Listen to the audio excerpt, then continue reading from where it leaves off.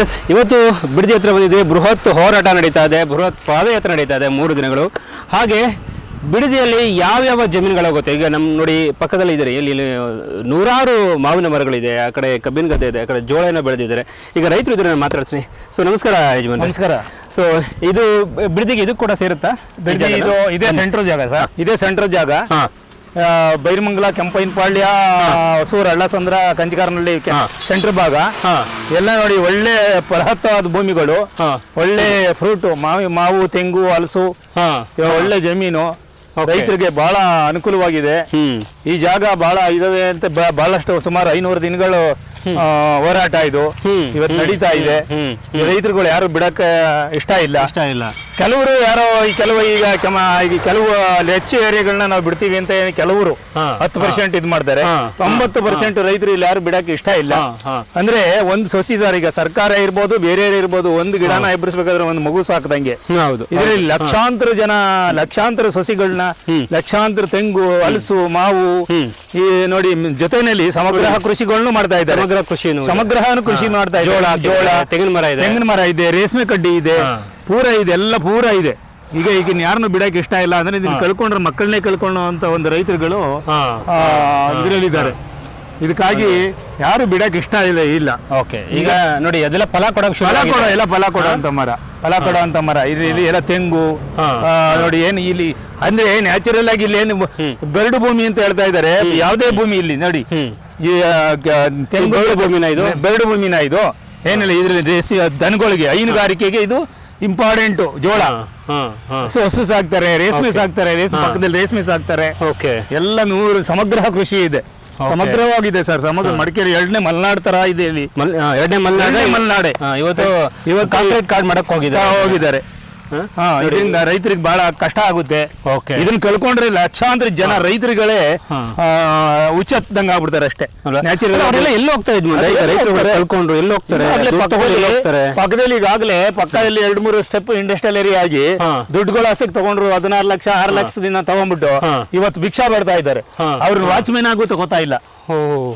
ಹೌದು, ಅಷ್ಟೇ ಕಷ್ಟ ಪಡ್ತಾ ಇದ್ದಾರೆ ಇವತ್ತು. ಎಲ್ಲ ಪಕ್ಕದಲ್ಲಿ ಈಗ ಆರವಳ್ಳಿ ಇಂಡಸ್ಟ್ರಿಯಲ್ ಏರಿಯಾ, ಈ ಕಡೆ ಇಂಡಸ್ಟ್ರಿಯಲ್ ಏರಿಯಾ ಆಗ್ಬಿಟ್ಟು 6 ಲಕ್ಷದಿಂದನೂ ಸ್ಟಾರ್ಟ್ ಮಾಡಿದ್ರು. ಸರ್ಕಾರ ರೈತರುಗಳಿಗೆ ಗೊತ್ತಿಲ್ಲ. 3ನೇ ಸ್ಟೆಪ್ ಇದು, 5ನೇ ಸ್ಟೆಪ್ ಇದು. ಈಗೇನ ಜನಗಳು ಇವಾಗ ಎದ್ದು ಎಲ್ಲ ಸರ್ಕಾರನು ಮತ್ತೆ ಇದರಲ್ಲಿ JDS BJP ಸ್ವಲ್ಪ ಸಪೋರ್ಟ್ ಮಾಡಿ ರೈತರಿಗೆ ಒಂದ್ ಸ್ವಲ್ಪ ಅನುಕೂಲತೆ ಮಾಡ್ತಾ ಇದೆ. ಈ ದೆಸೆ ಈಗ ಇದನ್ನು ಏನಾದ್ರೂ ಮಾಡಿ ಜನಗಳಿಗೆ ಉಳಿಸೋದು ಒಳ್ಳೇದು ಅಂತ ಹೇಳ್ತೀನಿ ಸರ್. ನೋಡಿ ಅಲ್ಲಿ ಜೋಳ ಇದೆ, ಅಲ್ಲಿ ತೆಂಗಿದೆ, ಹಾಕಿದೆ ನೋಡಿ. ಇದು ರೇಷ್ಮೆ ಎಷ್ಟು ಚೆನ್ನಾಗಿ ಬೆಳೆದಿದೆ. ರೇಷ್ಮೆ ಚೆನ್ನಾಗಿದೆ, ರೇಷ್ಮೆನು ಚೆನ್ನಾಗಿದೆ. ಎಲ್ಲ ಸಮಗ್ರ ಕೃಷಿ ಇದೆ ಸರ್. ನಾನು ಸಮಗ್ರ ಕೃಷಿ ಇದೆ. ಇಲ್ಲ ಯಾವ್ದು ವೇಸ್ಟ್ ಅಂತ ಜಾಗ ಇಲ್ಲ ನೋಡಿ. ಹಸುಗಳಿಗೆ ರೈತರೇ ಇಲ್ಲ ಅಂತ ಹೇಳ್ತಾರಲ್ಲ ನೋಡಿ. ಈಗ ತೆಂಗಿನಲ್ಲಿ ಇದನ್ನ ಬರೀ ತೆಂಗು ತಗೋತಾ ಇಲ್ಲ, ಇದನ್ನ ಜೋಳನೂ ಕೂಡ ಇದ್ರ ಕೆಳಗಡೆ ಸಮಗ್ರವಾಗಿ ಜೋಳನು ರೈತರಿಗೆ ನೋಡಿ. ನಾಳೆ ಇನ್ನೊಂದು ವಾರದಲ್ಲಿ ಕಟಾವು ಮಾಡಬೇಕು ದನಗಳಿಗೆ. ನೋಡಿ ಆಗ್ಲೇ ಅಲ್ಲಿ ಕಟ್ ಮಾಡ್ತಾ ಇದ್ದಾರೆ. ನೀರು ಬರ್ತಾ ಇದೆ ಅಲ್ಲ, ನುಗ್ಗೆ ಇದೆ, ನೀರು ಬರ್ತಾ ಇದೆ. ನೀರಾವರಿ ಇದೆಯಾ ಅಲ್ಲಿ? ನೀರಾವರಿ ಪಂಪ್ ಬೋರ್ವೆಲ್ ಸರ್. ಒಳ್ಳೆ ನೀರಿದೆ ಹಂಗಾರೆ. ಬೋರ್ವೆಲ್ ಒಳ್ಳೆ ಬೋರ್ಗಳಿಗೆ ಒಳ್ಳೆ ನೀರಿದೆ.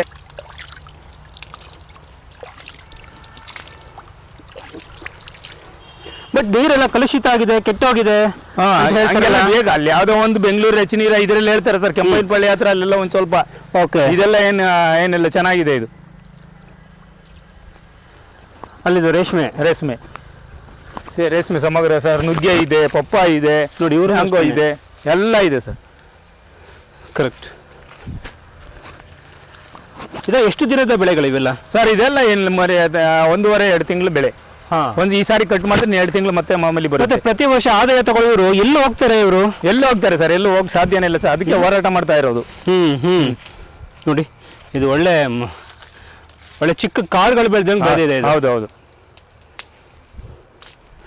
ಯಾಕೆ ಇದು ಹಠ? ಯಾಕೆ ಈಗ ಸರ್ಕಾರದವ್ರಿಗೆ ಅದನ್ನ ಈಗ ದೇಶ ವಿಚಾರಣೆ ಮಾಡ್ಬೇಕು ಸರ್. ಹಠ ಹೇಗ್ ಮಾಡ್ತಾರೆ ಏನು ಅಂತ ಹೇಳಿ ಸರ್ಕಾರಗಳನ್ನೇ ಆಲೋಚನೆ ಮಾಡಿ. ಇದೆಲ್ಲ ಜೋಳ ಅಲ್ಲ? ಜೋಳ ಸರ್. ಹಸುಗಳು, ಮೇವು, ದನಗಳಿಗೆ, ಹೈನುಗಾರಿಕೆಗೆ.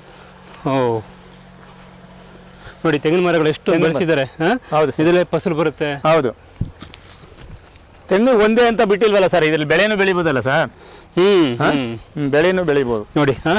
ಅಲ್ಲಿ ಎದುರುಗಡೆ ಮೇನ್ ರೋಡ್ ಇದೆ, ಮ್ಯಾಂಗೋ ಇದೆ, ಮೇನ್ ರೋಡ್ ಇದೆ. ಇವತ್ತು ಅವ್ರು 2 ಕೋಟಿ ಅಂತಾರಲ್ಲ ಸರ್, ಇಲ್ಲಿ ಒಂದು ಸೈಟ್ಗೆ 2 ಕೋಟಿ ಕೊಡ್ತಾರೆ ಈಗ. ಅಷ್ಟು ಅವ್ರು ಬೇರೆ. ಈಗ ಮೇನ್ ರೋಡಲ್ಲಿ ಇದಕ್ಕೂ ಮೇನ್ ರೋಡ್ ಅಲ್ವಾ, ಇಲ್ಲೊಂದು ಸೈಟ್ಗೆ 2 ಕೋಟಿ ಕೊಡ್ತಾರೆ. ಕೊಡಲ್ರು ಜನ ಅಂತ ಕೊಡಲ್ಲೇ ಅನ್ನೋ ತಾವು ಬಲಂತ ಮಾಡ್ಕೊಳ್ತಾವ್ರೆ. ಹೀಗಾಗಿದೆ ಸರ್ ಈಗ. ಓಕೆ. ಸೊ ಈಗ ಅದೇ ಒಂದು ಆಶ್ಚರ್ಯ ಅಂದ್ರೆ, ಈಗ ರೈತರು ಇದು ಮಾರ್ಬಿಟ್ಟು ಎಲ್ಲಿ ಹೋಗಿ ಲ್ಯಾಂಡ್ ತಗೊಂತಾರೆ, ಈಗ ದುಡ್ಡೆಲ್ಲ ಖರ್ಚು ಮಾಡಿದ್ಮೇಲೆ ಕೊನೆಗೆ ಅವ್ರು ಬೀದಿಗೆ ಬರಬೇಕು. ಏನೋ ಕೆಲಸ ಕೊಡ್ತೀವಿ ಅಂತೆಲ್ಲ ಹೇಳ್ತಾರೆ. ಹೌದೌದು. ಎಲ್ಲಿ ಕೊಡ್ತಾರೆ? ಅಲ್ಲಿ ಈಗ ಇಂಡಸ್ಟ್ರಿಯಲ್ ಏರಿಯಾದ ಪಕ್ಕದಲ್ಲಿ ಇಂಡಸ್ಟ್ರಿಯಲ್ ಕೊಡ್ತೀವಿ ಅಂದ್ಬಿಟ್ಟು ಯಾರನ್ನ ತಗೋತಾ ಇಲ್ವಲ್ಲ ಸರ್, ಎಲ್ಲ ಹಿಂದಿಯವ್ರನ್ನ ತಗೋತಾವೆ. ಎಲ್ಲ ಕಂಡ್ರವರೇ ಇಲ್ಲ. ಹಾಗೆ ಯಾರನ್ನ ಇಲ್ಲಿ ಲೋಕಲ್ನವ್ರನ್ನ ಗಲಾಟೆ ಮಾಡ್ತಾರ ತಗೊಳ್ಳೋದೇ ಇಲ್ಲ, ಎಲ್ಲ ಹಿಂದಿಯವರು. ಅಲ್ಲ, ಯಾವ್ದೇ ಫ್ಯಾಕ್ಟರಿ ಅಷ್ಟೇ ಲೋಕಲ್ ತಗೊಳ್ಳೋದೇ ಇಲ್ಲ. IT ಕಂಪ್ನಿ ಆದ್ರೂ ಅಷ್ಟೇ, ಫ್ಯಾಕ್ಟರಿ ಆದ್ರೂ ಅಷ್ಟೇ. ಹೌದು. ಭೂಮಿ ಬೇಕು ಅಂದ್ರೆ ಬರ್ತಾರೆ, ರೈತರು ಬೇಕು ಅವಾಗ. ಹೌದು, ಅವರೆಲ್ಲ ಒಬ್ಬೊಬ್ಬರ ಸಪ್ರೇಟ್ ಕರೆದ್ಬಿಟ್ಟು ನೋಡಿ. ಇವರು ಒರಿಶಾದವ್ರು ಇರ್ಬೋದು, ಅವ್ರು ಬೇರೆ ಕಡೆ ಇರ್ಬೋದು, ಅವ್ರನ್ನೆಲ್ಲ 10,000 15,000 ತಗೋತಾರೆ. ಇಲ್ಲಿ ಯಾರು 10,000 15,000 ಕೊಯ್ತಾರೆ. ಕರೆಕ್ಟ್. ಹಿಂಗಾಗಿ ಅಲ್ವಾ ಗಲಾಟೆ ಮಾಡ್ತಾರೆ ಅಂದ್ಬಿಟ್ಟು ತಗೊಳ್ಳೋದೇ ಇಲ್ಲ. ಅಂದ್ರೆ ಈಗ ಭೂಮಿ ಮಾರ್ಕೊಂಡು ಅವ್ರಿಗೆ ಕೆಲಸನೂ ಇಲ್ಲ. ಹೌದು. ಸ್ವಲ್ಪ ದಿನ ಆದ್ಮೇಲೆ ದುಡ್ಡು ಇರಲ್ಲ. ಹೌದು. ಬೀದಿ ಬೇಕಾರಿ. ಹೌದು. ಓಕೆ. ನಿಮ್ಮ ಹೆಸರು? ದಾಸಪ್ಪ ಅಂತ ಸರ್. ಓಕೆ. ಈ ಬಿಡದಿ ಸುತ್ತಮುತ್ತ ಯಾವ್ಯಾವ ಬೆಳೆಗಳನ್ನ ಬೆಳೀತಾರೆ ಇಲ್ಲಿ? ಅದೇ ಇಲ್ಲೆಲ್ಲ ಸಮಗ್ರ ಕೃಷಿ ಇದೆ ಸರ್. ಹಸು ಮೀನುಗಾರಿಕೆ ಜಾಸ್ತಿ ಇದೆ, ರೇಷ್ಮೆ ಜಾಸ್ತಿ ಇದೆ, ಮ್ಯಾಂಗೋ ಇದೆ, ತೆಂಗಿದೆ, ಅಡಿಕೆ ಇದೆ, ಎಲ್ಲ ಸಮಗ್ರ. ಈಗ ನಾವೇನು ಕಣ್ಣಲ್ಲಿ ಕ್ಯಾಮ್ರಾದಲ್ಲಿ ಎಲ್ಲ ಒಂದು ಪರಿಶೀಲನೆ ಮಾಡ್ಬೋದಲ್ಲ. ಕರೆಕ್ಟ್. ಈಗ ನಮ್ಗಿಂಟ್ಲು ನಾವ್ ಹೇಳೋದ್ಗಿಂಟ್ಲು ಈಗೇನು ಇದ್ರ ಕ್ಯಾಮ್ರಾ ಬಂದಿದೆ, ಏನು ಡ್ರೋನ್ ಕೂಡ ಬಂದಿದೆ. ಡ್ರೋನ್ ನಲ್ಲಿ ಎಷ್ಟು ಸಾರಿ ಮಾಡಿದ್ದಾರೆ. ಹೌದು. ಡ್ರೋನ್ ನಲ್ಲಿ ಕಣ್ಣಲ್ಲಿ ಹಿಂಗೋಗಿದ್ದಿಲ್ಲ, ಬಂದು ನೋಡಿದ್ರೆ ಆಯ್ತಲ್ಲ. ನೋಡಿದಾರೆ ಸರ್, ಎಲ್ಲ ಗೊತ್ತಿದೆ. ಏನು ಒಂದು ಸುಮಾರು ಈಗಿಂದ ನಡೀತಾ ಇದ್ದ ಈ ಹಠ ನನ್ಗೆ ಗೊತ್ತಾಗ್ತಿಲ್ಲ ಯಾಕೆ ಇದು ಅಂತ. ಹೌದು. ಯಾಕೆ ಈ ತರ ಯಾಕೆ ಅನ್ನೋದಿಲ್ಲ. ರೈತರು ಬದುಕೋದೇ ಬೇಡವಾ ಅಂತ. ರೈತರು ಬದುಕೋದೇ ಬೇಡ ಅಂತ ರೈಲ ಕಿತ್ಕೊಂಡು ಅವರು ಜಾಸ್ತಿ ಸಂಪಾದನೆ ಮಾಡ್ಬೇಕಲ್ಲ ಸರ್. ಈ ರಸ್ತೆ ಎಲ್ಲಿ ಹೋಗುತ್ತೆ? ಆರವಳ್ಳಿ ಸರ್. ಎಲ್ಲಿ ಕನೆಕ್ಟ್ ಆಗುತ್ತೆ? ಮೈಸೂರು ರೋಡ್ಗೆ ಹೋಗುತ್ತೆ ಇದು. ಆರವಳ್ಳಿಯಿಂದ ಇಲ್ಲ, ಮೈಸೂರು ಹಿಂಗ್ ಹೋದ್ರೆ ಕನಕಪುರ ಹೋಗಿ ಮೈಸೂರು ರೋಡ್ಗೆ ಹೋಗುತ್ತೆ. ಬೇಡ, ಇಲ್ಲಿ ಕಟ್ ರೋಡ್ ತೋರಿಸ್ತೀನಿ, ಇಂಡಸ್ಟ್ರಿಯಲ್ ಏರಿಯಾ. ಇಲ್ಲಿಂದ ಸೀದಾ ಕೊಳಗ್ನಲ್ಲಿ ಹೋಗ್ಬಿಟ್ಟು ಗೋಪಳ್ಳಿ ಹೋಗ್ಬಿಟ್ರೆ, ಅಲ್ಲಿಂದ ಸೀದಾ ನೀವು ರಾಮನಗರ ಮ್ಯಾಪ್ ಹಾಕೊಂಡ್ರೆ ಬಿಡದಿ ಹೋಗಂಗೆ ಇಲ್ಲ. ಇಲ್ಲಿ ಇದಕ್ಕೆ ಕೆಂಪನಹಳ್ಳಿ ರೈಲ್ವೆ ಗೇಟ್ ಅಲ್ಲಿಗೆ ಹೋಗುತ್ತೆ. ಈಗ ತಾವು ಕೂಡ ರೈತರೇನೆ? ರೈತರು ಸರ್. ನಿಮ್ಗೆ ಎಷ್ಟು ಜಮೀನಿದೆ? ನಮ್ದು 2 ಎಕರೆ ಇದೆ ಸರ್. 2 ಎಕರೆ. ಸಮಗ್ರ ಕೃಷಿ ಮಾಡ್ತಾರೆ? ಸಮಗ್ರ ಕೃಷಿ 104 ಅವಾರ್ಡ್ ಆಗಿದೆ. 104 ಅವಾರ್ಡ್. ಹೌದು. ಇದು ಬಿಡದಿನಲ್ಲ ನಿಮ್ದು ಇರೋದು? ಅಲ್ಲ, ಆರವಳ್ಳಿ ತಾಲೂಕು. ಅದು ಕೂಡ ಸೇರ್ಕೊಂಡಿದೆ? ಇಲ್ಲ, ನಮ್ದು ಮುಂದೆ ಆಗೋಗ್ಬಿಟ್ಟಿದೆ ಸರ್. ತಗೊಂಡ್ಬಿಟ್ಟಿದ್ದಾರೆ. ಏನ್ ಮಾಡ್ತೀರಿ ಈಗ ಸಮಗ್ರ ಕೃಷಿ? 2 ಎಕರೆ ಉಳಿಸ್ಕೊಂಡಿದ್ದೀನಿ ಸರ್. ಕೊಟ್ಟಿಲ್ಲ. ಕಿತ್ಕೊಂಡಿಲ್ಲ ಅವರು? ಬಿಟ್ಟಿಲ್ಲ. ನಮ್ದೊಂದು ಅಲ್ಲಿ ಒಂದಷ್ಟು ಉಳ್ಕೊಂಡಿದೆ, ಬನ್ನಿಕುಪ್ಪೆ ಅಂತ. ಸಮಗ್ರ ಕೃಷಿಯಲ್ಲಿ ಏನೇನು ಬೆಳೀತಾ ಇದ್ದೀರಾ? ಸಮಗ್ರ ಕೃಷಿನಲ್ಲಿ ನಾನು ಈಗ ಮೇಕೆ, ಕೋಳಿ, ಹೈನುಗಾರಿಕೆ, ಹಸು, ಆಮೇಲೆ ಪಿಸ್ಸು. ಸಮಗ್ರ ಅಂದ್ರೆ ನಿಮಗೆ ಗೊತ್ತಾಗ ಸರ್, ಅದ್ರಲ್ಲಿ ನೋಡ್ಬೋದು ನೀವು ಟಿವಿ ಚಾನಲ್ಗಳಲ್ಲಿ. ನೀವು ನಮ್ಮ ಮಾದರಿ ರೈತರಾಗಿ ಹೊರಹೊಮ್ಮಿದ್ದೀರ. ಇವತ್ತು ರೈತರು ಕೂಡ 1 ಎಕರೆ. ನಾನು ಹೋರಾಟಕ್ಕೆ ಬಂದಿದ್ದೀನಿ. ಹೋರಾಟಕ್ಕೆ ನಾವು ಕೂಡ ಬಂದು 2-3 ಸಾರಿ ಸ್ಟ್ರೈಕ್ ಎಲ್ಲ ಮಾತಾಡಿದ್ದೀವಿ. ಈಗ ಲೇಬರ್ಸ್ ಇಲ್ಲದೆ ಇರೋ ದೇಶ ನಾವು ಈಗ ಕುಡಿ ಮೇಕೆ ನಾವು ನೋಡ್ಬೇಕಲ್ಲ. ಓಕೆ.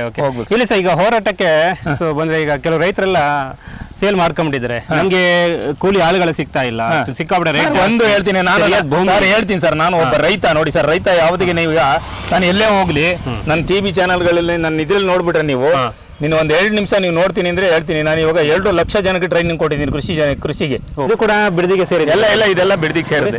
ಇಷ್ಟು ಚೆನ್ನಾಗಿ ಈಗ ಏನು ಸ್ಟ್ರೈಕ್ ನಡೀತಾ ಇರೋ ಜಾಗಕ್ಕೆ ಸೆಂಟರ್ ಇದು. ಬೈರಮಂಗಲ, ಕೆಂಪೈನಪಾಳ್ಯ ಮತ್ತೆ ಕಂಚಾರನಹಳ್ಳಿ ಈ ಕಡೆ ಇದೆ. ಇದು ಸೆಂಟರ್ ಜಾಗ.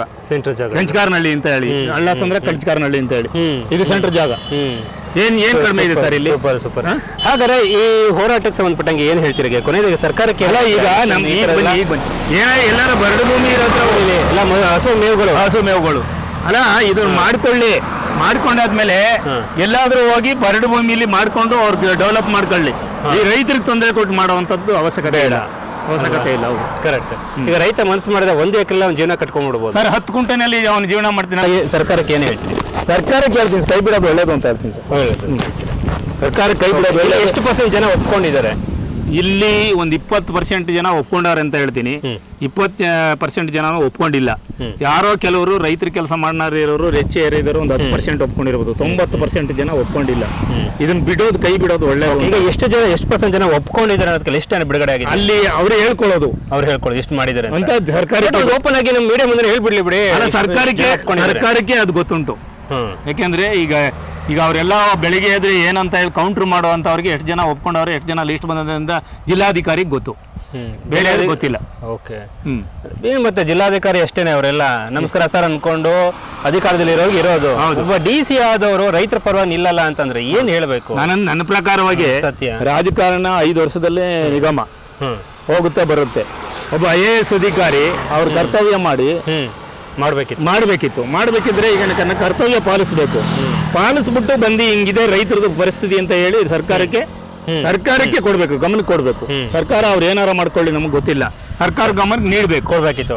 ಸುಳ್ಳು ಅಂತ ಪಟ್ಟಿ ಕೊಟ್ರೆ ಅಥವಾ ಸುಳ್ಳು ಮಾಹಿತಿ ಕೊಟ್ರೆ ಯಾವ ಸೀಮಾ IAS ಆಫೀಸರ್ ಅಲ್ಲ, ಅಸಹ್ಯ ಆಗತ್ತಲ್ವಾ? ನಮ್ಗೆ ಮರ್ಯಾದೆ ಕೊಡೋಕ್ಕೂ ಅಸಹ್ಯ ಆಗತ್ತಲ್ವಾ? ಜಿಲ್ಲಾಧಿಕಾರಿಗಳು ಅಂದ್ಮೇಲೆ ಆ ಕೆಲಸ ಅವ್ರು ಮಾಡ್ಬೇಕಾಗಿತ್ತು, ಅದನ್ನ ಮಾಡ್ಲಿಲ್ಲ ಅಂದ್ರೆ ಹೆಂಗ್ ಮರ್ಯಾದೆ ಕೊಡೋಣ ಸರ್? ನೀವು DC ಅಂದ್ರೆ ನಮಸ್ಕಾರ ಬೇಕಾಗತ್ತಾ? ಅಂದ್ರೆ ನಾನು ಒಂದ್ ಹೇಳ್ತೀನಿ ಸರ್, ನಾವು ಕಲ್ತಿರೋ ವಿದ್ಯೆ ಯಾರಿಗೂ ಮಾರಕ್ಕಾಗಲ್ಲ. ಅವರು IAS ಮಾಡಿರೋದು ಯಾರಿಗೂ ಅವರು ತಲೆಬಾಗ್ಬಾರ್ದು ಅಲ್ವಾ? ಸಿಂಹ ಇದೆ, 10 ಜನ ಸಿಂಹನ ಮಾರ್ಕೆಟ್. ಏನ್ ಪೊಲೀಸ್ ಡಿಪಾರ್ಟ್ಮೆಂಟ್ ಇದೆ, ಪೊಲೀಸ್ ಡಿಪಾರ್ಟ್ಮೆಂಟ್ ಯಾವುದೇ ಕಾರಣಕ್ಕೂ ಅವ್ರು ಉಸ್ತುವಾರಿಗೆ ಬರೋದು. ಪೊಲೀಸ್ ಡಿಪಾರ್ಟ್ಮೆಂಟ್ ಒಳ್ಳೆ ಕೆಲಸ ಮಾಡ್ತದೆ. ಅದು ಅವ್ರು ಏನ್ ಮಾಡ್ತಾರೆ, ಒಬ್ಬ MLA ಗೆ ತಲೆ ಬಾಗ್ಸೋ ಲೆವೆಲ್ಗೆ ಹೋಗ್ಬಿಟ್ರಲ್ಲ ಸರ್. ಪೊಲೀಸ್ ಡಿಪಾರ್ಟ್ಮೆಂಟ್ ಒಳ್ಳೆ ಕೆಲಸ ಮಾಡ್ದಂಗೆ DCAC ಅವರು ಮಾಡಿದ್ರೆ ಸರ್ಕಾರ ಸರಿ ಹೋಗುತ್ತೆ. ಎಸ್, ಇದು ಬಿಡದಿ ಟೌನ್ಶಿಪ್ ವಿರೋಧಿಸಿ ಇವತ್ತು ಬೃಹತ್ ಆದ ಹೋರಾಟ ನಡೀತಾ ಇದೆ. ಈಗ ನಾನು ಹಿಂದೆ ನೋಡ್ತಾ ಇದ್ರ ನೀವು ಸಮಗ್ರ ಕೃಷಿ ಅಲ್ಲಿ ನೇರಳೆ ಇದೆ, ಇಲ್ಲಿ ಸಮಗ್ರ ಕೃಷಿ ಇದೆ ಸರ್, ಬೇರೆ ಏನು ಹೇಳ್ಕೊಳ್ಬೇಕಲ್ಲ, ನಮ್ಮ ಪ್ರಗತಿ ಕೃಷಿ ಇದೆ, ಸಮಗ್ರ ಕೃಷಿ. ಸೊ ಅಲ್ಲಿ ರೇಷ್ಮೆ ಇದೆ, ಅಲ್ಲಿ ಹುಲ್ಲು ಇದೆ, ಅಲ್ಲಿ ಜೋಳ ಇದೆ, ಮಾವಿನ ತೋಪು ಇದೆ, ತೆಂಗಿನ ಮರ ಇದೆ. ಇಷ್ಟೊಂದು ಜನ ಯಾರು ಬಯಲು ಭೂಮಿ ಅಂತ ಹೇಳಿದರೆ, ಯಾರು ಇದನ್ನ ಮಿಸ್ಗೈಡ್ ಮಾಡಿದರೆ? ಇಷ್ಟೆಲ್ಲ ಆದ್ರೂ ಕೂಡ ಯಾಕೆ ಸರ್ಕಾರದವ್ರು ಯಾಕೆ ಇದೇ ಭೂಮಿ ಬೇಕು ಅಂತ ಹೇಳ್ತಾ ಇದ್ರೆ? ಉತ್ತರ ಕರ್ನಾಟಕ ಇನ್ನೂ ಕೂಡ ಡೆವಲಪ್ ಆಗಿಲ್ಲ, ಏನೂ ಆಗಲೇ ಇಲ್ಲ. ಅಲ್ಲಿಗೆ ಹೋಗಿ ಯಾಕೆ ನೀವು ಅದನ್ನು ಟೌನ್ಶಿಪ್ ಮಾಡಬಾರ್ದು, ಆಗಿರೋ ಕಡೆ ಯಾಕೆ ಮಾಡ್ತಾ ಇದ್ದೀರಾ? ರಿಯಲ್ ಎಸ್ಟೇಟ್ ಏನಾದರೂ ನಡೆಸ್ತಾ ಇದ್ದೀರಾ? ಇದನ್ನು ಆರೋಪ ಮಾಡ್ತಿರುವಂಥದ್ದು. ಇವತ್ತು ಕೂಡ ಅಷ್ಟೇ ಮಾಜಿ ಮುಖ್ಯಮಂತ್ರಿಗಳು HD ಕುಮಾರಸ್ವಾಮಿ ಅವರು, ಹಾಗೆ ನಿಖಿಲ್ ಮತ್ತೆ ವಿರೋಧ ಪಕ್ಷ ನಾಯಕರು ಎಲ್ಲರೂ ಕೂಡ ಬಂದು ಇವತ್ತು ಒಂದು ಪ್ರತಿಭಟನೆ ನಡೀತಾ ಇದ್ರೆ, ಪಾದಯಾತ್ರೆ ನಡೆಸ್ತಾ ಇರುವಂಥದ್ದು. ಬಟ್ ಆದರೆ ಕೊನೆಗೆ ರೈತರು ಏನಾಗುತ್ತೆ ಮುಂದೆ ಅನ್ನೋದು ಕೂಡ ಕಾದು ನೋಡ್ಬೇಕಾಗಿದೆ. ಸುಮಾರು 1.5 ವರ್ಷಕ್ಕಿಂತ ಹೆಚ್ಚಿನ ದಿನಗಳಿಂದ ಕೂಡ ರೈತರು ಸ್ಟ್ರೈಕ್ ಕೂತಿದ್ದಾರೆ. ನನ್ನ ಭೂಮಿ ನನ್ ಕೊಡಿ ಅಂತ. ನಾವೇನು ಅವ್ರ ಹತ್ರ ಹೋಗಿ ನಂಗೆ ಭೂಮಿ ಕೊಡಿ ಅಂತ ಕೇಳ್ತಾ ಇಲ್ಲ, ನನ್ನ ಭೂಮಿ ನನ್ಗೆ ಬಿಟ್ಬಿಡಿ ಸ್ವಾಮಿ ಅಂತ ಹೇಳ್ತಾ ಇದ್ದಾರೆ. ಸೊ ಹೊಡೆಯೋಂಗ್ ಹೇಳ್ಬೇಕು, ನಮ್ಗೆ ಹೊಡ್ಬಿಡಿ, ನಿಮ್ಗೆ ಕೊಡಿಯೋಣ, ನಮ್ಮ ಭೂಮಿ ನಮ್ಗೆ ಬಿಟ್ಬಿಡಿ ಅಂತ ಹೇಳ್ತಾ ಇದ್ದಾರೆ.